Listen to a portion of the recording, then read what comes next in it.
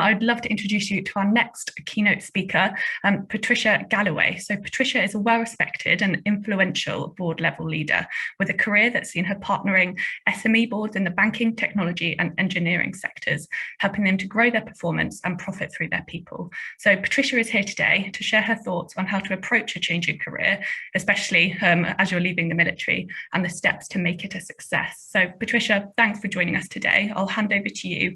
Thank you, Esme, for the introduction. It's a pleasure to be here. Good morning, everyone.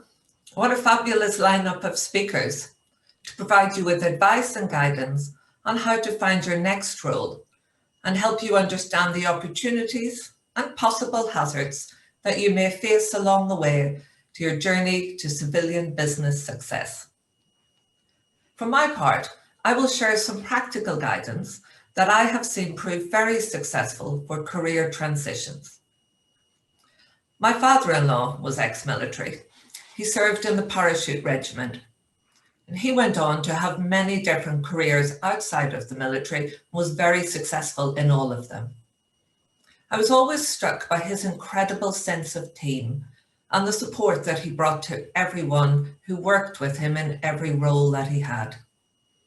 I was also struck by his moustache, not physically, fortunately, but my children still refer to him as Grandad Moustache.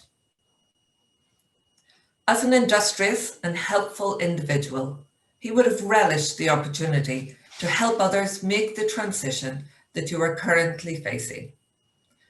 As an HR specialist who has worked extensively in transition and business evolution in all of my roles, I'm also excited about helping you to make this transition. Indeed, I have changed industry a number of times during my career in HR, working in industrial engineering, tech, consulting, and finally now in banking. To a certain degree, each of these roles required me to reinvent myself, reinvent what I did, what I knew, and even the very language I used. Throughout this process, I discovered that although the language and words may be different, systems and processes tend to be very similar. Just as any mission or deployment in the military requires extremely careful planning and preparation, your entry into this commercial battlefield requires as much foresight. The first role you will take in the business world is finding a role in the business world, and this is a job in itself. But of course you will succeed, and eventually you will find a role that is perfect for you.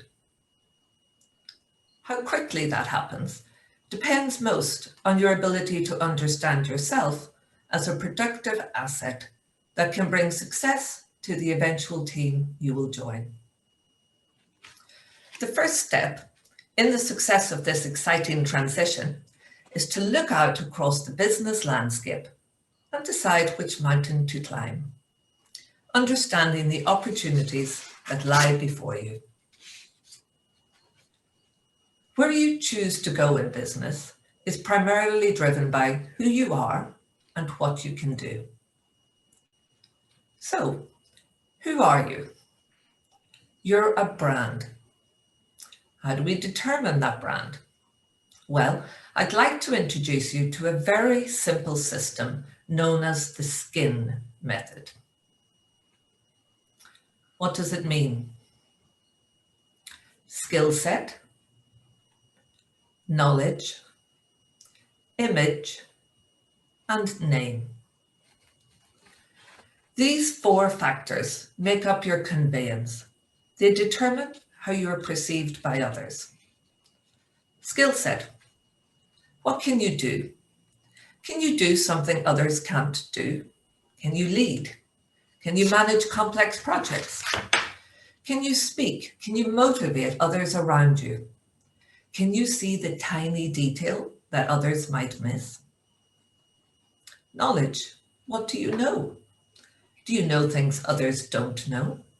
Are you an expert in something? Do you understand how to create a strategy that will succeed? Do you know what is needed to see it through to execution? Do you know what is needed to make a process function and make many assets work as one machine? Image. How do you behave? What is your look? What clothes do you wear? How formally do you dress? Are you a traditionalist? Are you uber modern? How do you hold your body? Do you welcome those around you with warm, open arms, or do you politely nod your head and shake their hand? These behaviors determine your image. And the language we use. Do we feel it would be a good idea because it stems from the heart? Or do you think it would be a good idea? There is no right or wrong, but look carefully at your behaviors and your physicality and attire, and ask yourself how much of this is deliberate and how much is habit. Name. How well known are you in your current or future environment? Don't be scared to reach out to people, ever. People will not think you're behaving in a Machiavellian or sinister way because you simply want to work with them or the organization that they work for. People in business are generally kind and open to helping. And trust me, you may be thinking, what can they do for you? But they may as well be thinking what you can do for them. It's a fair exchange and it seeks mutual benefit. Expand your network, ardently, but with a smile. But above all, always be authentic to who you are. Trying to be someone else is hard, and it will likely appear false. The SKIN method is a simple system, and it's worth an hour or two of your time to carefully consider your strengths in each of these areas. The brand you discover, your personal brand, who you are, what you do, how you behave, who you know. These things will help you choose which mountain to climb. So, you've chosen your mountain, your sector, your role, possibly even the company. But before we climb, we must train. This is the foundation of everything else to build on. As a recent or forthcoming event, your reasons for leaving the military will be at the forefront of your mind. But you must now focus not on the reasons for leaving, but on what you want going forward. And for many of you, this may be the same. So let's consider a very simple Venn diagram. This circle represents your reasons for joining the military. Perhaps it was a sense of duty, sense of purpose, belonging, desire for adventure, travel, new training, a challenge, to be part of a team.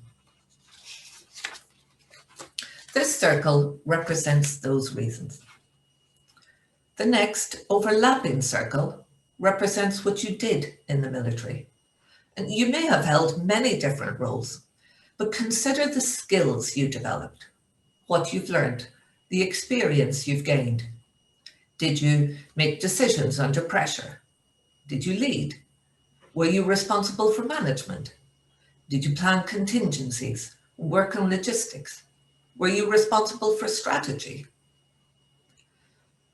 Maybe you develop skills that will lead directly to a civilian role, such as engineering, IT, or surveillance. Our third circle contains your reasons for leaving. Did you want something the military could not provide? Perhaps stability, family balance, financial reward, or to acquire new skills. And as with any Venn diagram, the magic is in the middle. This area here. This area represents your considered approach, represents a balance of your needs, abilities, and ambitions. In its simplest form, we could call this area your curriculum vitae, but in a higher consideration, it represents something that must be fulfilled. not only for you to find success, but for you to be fulfilled. And those two bed partners, success and fulfillment, rarely step out alone. So, shall we begin our expedition at base camp? This is our first approach towards the summit, and indeed represents your first approach to your potential employer. In recent years, the business world and how we communicate with each other has evolved exponentially. But do not underestimate the importance of the age-old, tried and tested, well-written, thoughtfully composed curriculum vitae. Recruiters will skim through CVs, so you need to stand out. And to do this, you need to use the language that they understand and the keywords that they are looking for. You can use the military term for what you did and your title, but have a civilian version of that as well. For example, a platoon leader could be leadership responsibility for 20 to 50 people. The mistake I see people make is to use a one-size-fits-all approach to their CV. Let me be clear. Your CV is specific to the role you are pursuing. Indeed, it is specific to the company and to the very job description that they wrote. Try to match their language. Try to sell yourself according to their needs. Some firms, unfortunately, leave this process to machines. And the computer will scan your CV for keywords. But these words are not secrets. They are laid out like breadcrumbs in the job description. So let's look at an ideal CV. It has a summary at the top, a few lines highlighting key achievements and skills, in civilian speak, of course. It shouldn't be longer than 2 pages. Be concise. You don't have time for war and peace. Outline your positions held, responsibilities, key achievements, and where possible, give data. It adds depth to your experience.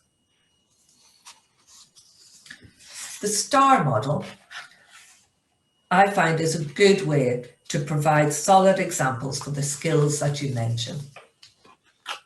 The STAR model is the situation, task, action, and result. Build this into short key points, including how you achieved the result. What were the issues that you faced? What were the actions that you took? Have another person that you trust look over your CV. In fact, use all of the resources available to you through the Officers Association and other organizations. Most civilians simply don't have the level of support that you do, so do use that. Finally, and crucially, your CV must include a cover letter. All we have talked about applies. It should be specific to the organization and role you are pursuing. However, it's also an opportunity for you to communicate your personality. And whilst it's probably not a place for jokes, it should convey your passion, your ambition, and your warmth. So that's your CV and cover letter. Now let's briefly look at LinkedIn. A few years back, the word LinkedIn struck fear into the hearts of recruiters, and now it is one of the most valuable tools. Simply put, LinkedIn is how recruiters find you. We could spend an entire session on LinkedIn alone, and I don't plan to do that. There's a lot of information out there, YouTube videos, tools, to help you get comfortable on how to use LinkedIn if it's something that you're not familiar with. I will just give a few key points. Your picture. Have a non-military picture. Have a picture that shows you in a civilian role, because that's what you are applying for. LinkedIn will use your job title at the top of your LinkedIn page if you don't change it. I'd recommend that instead of a title, you have a few key strong words that highlights who you are. Have a clear summary about what drives you and your expertise. And similar to your CV, detail your work experience and achievements. Then start networking. I will come on to this in more detail. But LinkedIn works on algorithms, and the more you use LinkedIn and the more active you are on it, the higher your profile will raise when it comes to recruiters searching. You can increase your activity very gently to start with, simply by liking the posts of others who are in positions that you may be interested in or have views that are relevant to you. And then you can graduate from that to making comments and eventually making your own posts. Finally, avoid sharing your political views on social media. All recruiters search social media, and you don't want to have something appear that may be unfavorable for you.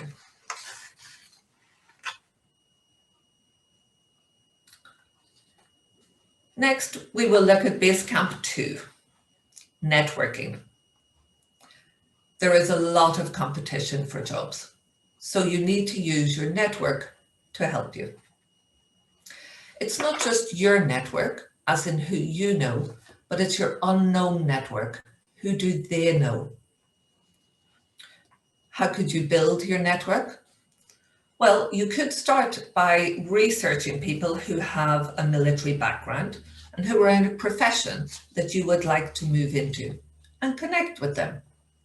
Simply send a note saying that you are someone who is planning to leave the military and you're interested in their industry or organization and you'd like to connect. Also follow companies that you are interested in. And then once your CV is in good shape, start reaching out to recruiters, even well before you're planning to leave. Just start building that relationship so that you're on their radar. Now, recruiters are very, very busy, and they will likely not come back to you as quickly or as often as you would like them to. Do not take that personally. It is the same with everyone, and don't be put off. And finally, look for organizations that have programs for hiring ex-military, like the one we heard about at the beginning of today's event. Get in touch and start building a connection with them well in advance.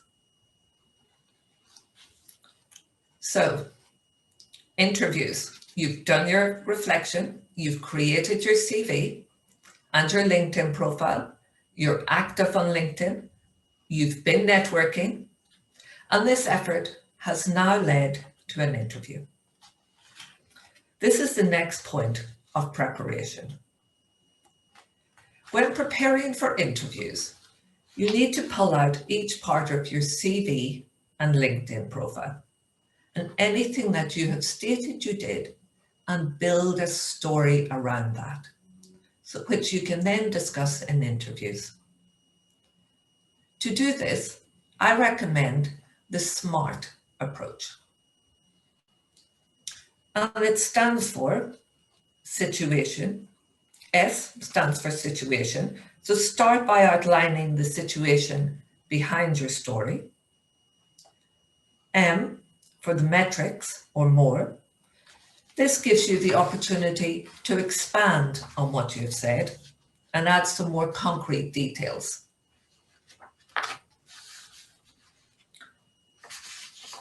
R is for results. Describe exactly the results you achieved and use quantifiable data where you can. And finally, T stands for tie-in. The final stage of this process is to bring the message across that you are the perfect candidate for them. And you can do that by tying your accomplishments directly to the needs of your future employer. Once you have built your stories, you will feel much more confident going into interviews. And remember, an interview is a two-way street. It's a meeting between two professionals. You have a huge amount to bring to any organization.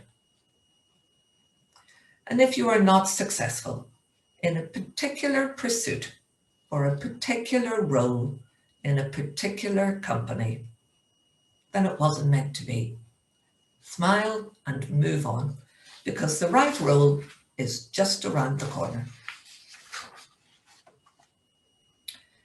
If I may conclude, as I'm aware that these other speakers have so much to tell you, please remember, you aren't moving away from anything, but towards something new and exciting.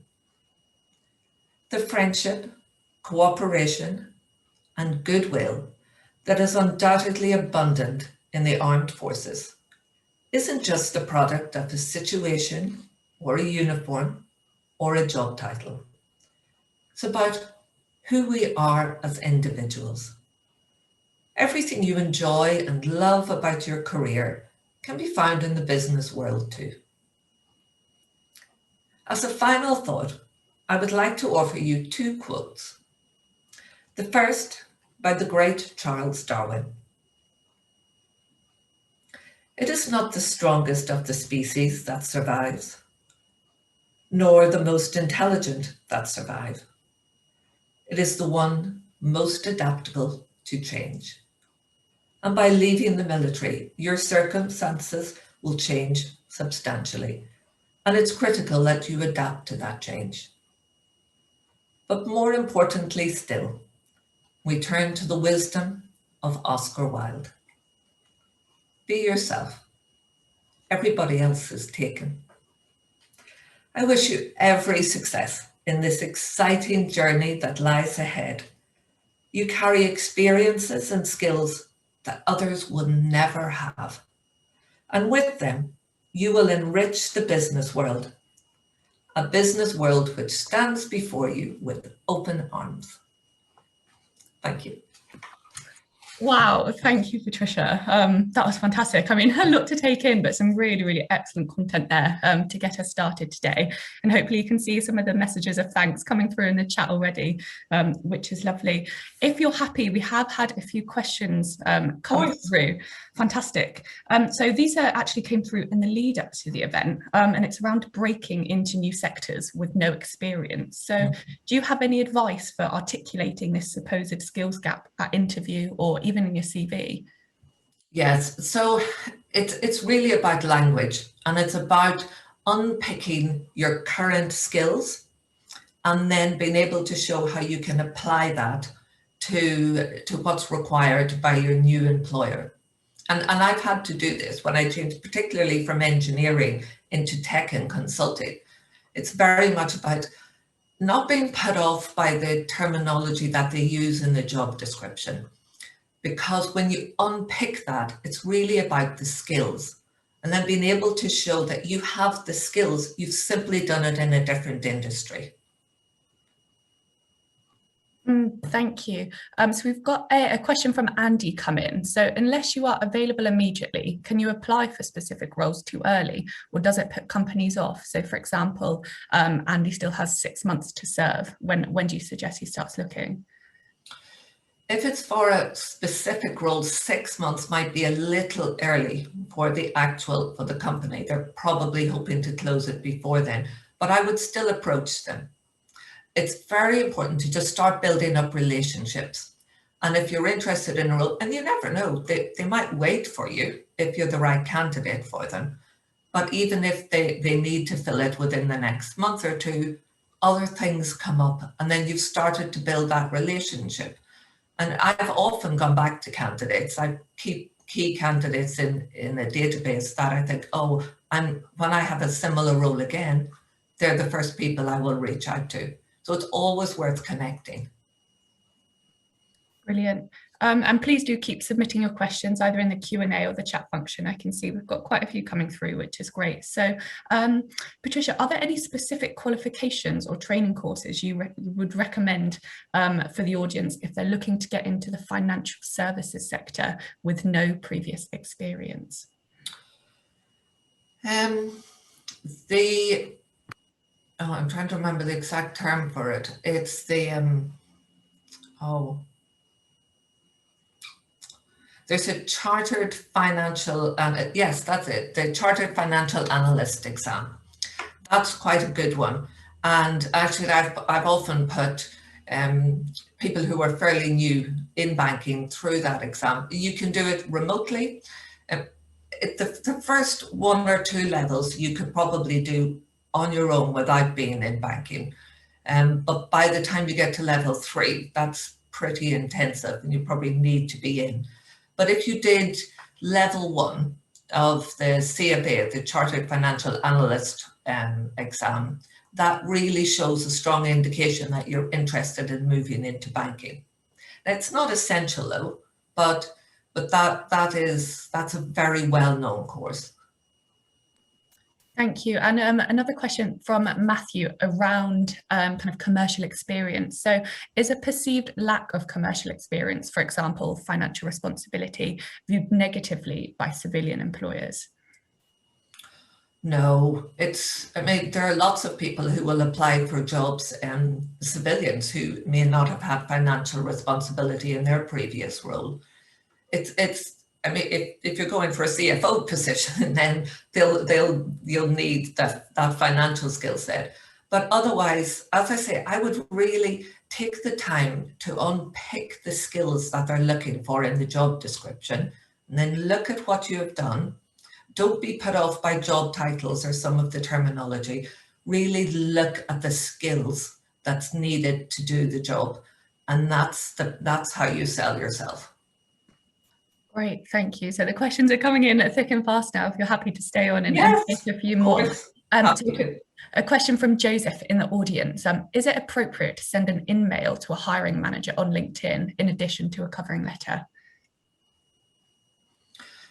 Yes, that's fine. I mean, I would always follow their actual process, but then you could send a note via LinkedIn simply to say, I'm really excited about the opportunity. I've sent in my CV and covering letter. And if there's anything in addition you need, let me know, for example. It's not too intrusive. And it means you'll stay in their memory. Thank you. So another question from an anonymous audience member saying, what a fantastic presentation. Thank you. Do you have any advice on negotiating salary? This question comes up a lot, so your advice would be much appreciated. Yes, I could spend quite a long time giving you tips on negotiating salary. It really depends on the angle that you're coming from. So it's always best to work with data. So at least if you're not aware of what the salary is, the starting salary for this position, then look in the market for what the market rate for that role is. And that's a good basis. I would advise against sharing your current salary, because if there is a reasonable gap between your current salary and the salary you want and what you can prove is the market rate for that role, then you don't need to say what your gap is. You can simply say this is your expectation as your salary. I hope that makes sense. Yes, it does. Thank you. So a question around NED roles. How does one find their first non-exec direct role? Do you have any advice? Yeah, it's tough. I've got two NED roles myself that I've taken on in the last 2 years now. And it is a matter of applying, but do it in a very, very specific way. So again, the same as applying for an exec role, you need to really look at what that non-exec position is looking for and what are the skills you can bring to it. Then that is really, there's a mix of things, but very much your network. And then there are a lot of websites that are very good. There are lots of government departments have NED rules.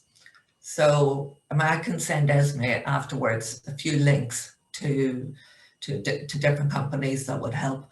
There's a company called New Role, there's Ned on Boards, there's quite a few. And if it's helpful, Esme, you may have this already, but I'm happy to send you a few links through to different places that is worth looking for your first NED rule. Please, that would be fantastic. We've had a few questions come in as well around the slide pack, whether you'd be happy for us to share those with the audience members. Obviously really appreciating the presentation. Oh, very happy. Fantastic. So I think we have time for maybe one or two more questions quickly. So this is a question from David in the audience. From someone who isn't sure what sector they want to go into yet, is it worth investigating a more general investing in more general management qualifications, such as Prince 2, for example?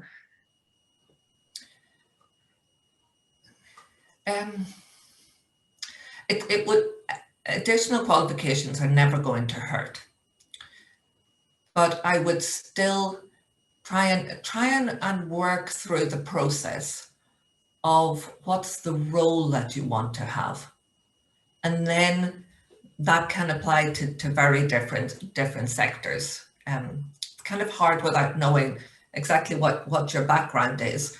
But if it's logistics, just to take a random example, if your experience is in logistics, but you're not sure which sector you want to work in, that's a very transferable skill. It would be more about looking at the type of role that you would like to have, and then seeing what's available in the different industries. And really deciding which industry that you're going to fit best will just come from talking to people and practice and just getting out there and having conversations. And you can do that well before applying for a job. Just again, through LinkedIn, do some research, connect with people, have some conversations, get a feel for what the company or the industry is like. Excellent. Thanks, Patricia. So just one more question before you go, and touching on the transferable skills that you mentioned there. From your experience across different sectors with different businesses, what are the key skills that the veterans have that businesses value the most, do you think? Oh, that veterans come in with, they have a huge amount of skills that are absolutely invaluable. And particularly given everything that we've gone through the pandemic, the ability to adapt quickly to changing situations, to stressful situations, to pressure. That's something that you do daily, and that's been very new for a lot of the business community. And having that skill set, leadership, ability to being a self-starter, ability to drive yourself through different situations. There's a tremendous amount that I think ex-military bring to the business community. Oh, fantastic. Well, I think that's a really positive note to end on today. And thank you again for joining us, Patricia. It's been fantastic to hear from you and hear about your varied and very successful career. So we look forward to seeing you at other OA events in the future. Thanks again. My pleasure. Thank you.